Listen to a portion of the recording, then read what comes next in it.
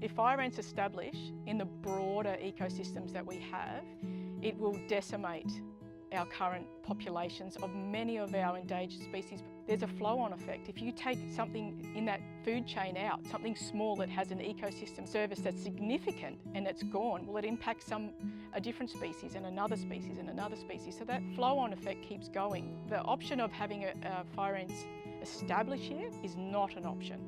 We must eradicate them. My name is Rachel Hughes and I am the founder and director of Cedar Grove Landcare.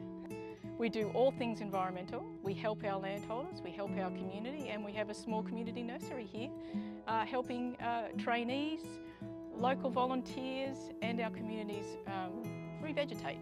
Landholders in this area have been living with this for a very long time, over 20 years, but in the last 5 to 10 years it actually has exacerbated. It's just incrementally growing in the number of fire ants nests we have.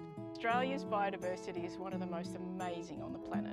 Being an island, and a very large one at that, we have some of the most unique animals, insects, you name it, on the planet. From koalas and echidnas and wombats, even right down to insects. That diversity makes us something amazing on this planet, and it's definitely something that we need to protect at every cost possible.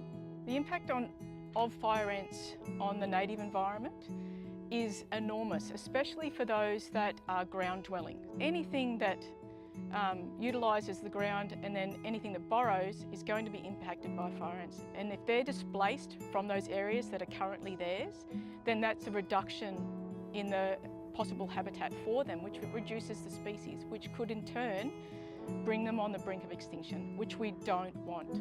What you have to worry about with fire ants and treating fire ants is if people are using insecticides that are not the approved bait, those insecticides will kill everything else within that area. So including our own native insects and ants, which we have high biodiversity of, but also the soil microbiology, and we need that. Everything has a function and it all connects to each other, and we want to maintain that. So we don't want to be using insecticides that will cause that massive off-target damage. We need to really stick to the ones that are being approved and just be persistent, because it will work.